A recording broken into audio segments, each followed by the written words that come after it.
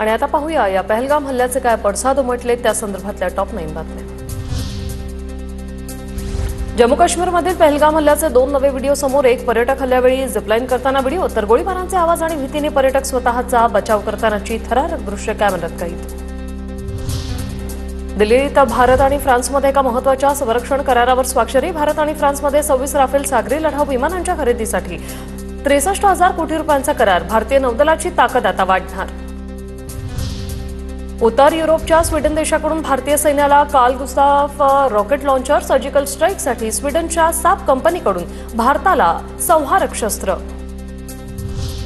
लष्कर प्रमुखांच्या भेटीनंतर संरक्षण मंत्री राजनाथ सिंह आणि पंतप्रधान मोदींमध्ये अर्धा तास बैठक। भारत-पाक तणावाच्या पार्श्वभूमीवर चर्चा। काश्मीर खोऱ्यातील परिस्थितीचाही आढावा। जम्मू काश्मीरमध्ये भारतीय सैन्याकडून 33 ठिकाणी सर्च ऑपरेशन। पहलगाम हल्ल्यानंतर दहशतवाद्यांचा शोध सुरू। दहशतवादी जंगलात लपल्याचा अंदाज। पहलगाममधील हल्लेखोरांचं लोकेशन लष्कराने 5 दिवसात 2 वेळा शोधून काढलं।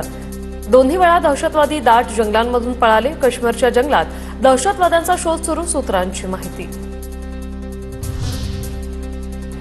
भारतीय सैन्याच्या त्रिशक्ती कॉर्प्सकडून एक व्हिडिओ रिलीज। भारतीय सैन्याची ताकद दाखवताना पाकिस्तानला दिला इशारा। जम्मू काश्मीरचे डीजीपी आयजीपी यांनी पहलगामला भेट देत घेतला सुरक्षा व्यवस्थेचा आढावा। काही दिवसांपूर्वी दहशतवाद्यांनी पर्यटकांवर हल्ला केलेल्या घटनास्थळी बेसरनलाही भेट देण्याची ते शक्यता। बेसरन व्हॅलीमधील हल्ल्यावेळी दहशतवाद्यांनी चीनी बनावटीचा सॅटेलाइट फोन वापरला। पाकिस्तानमधूनच फोनची भारतात तस्करी झाल्याचा एनआयएला संशय।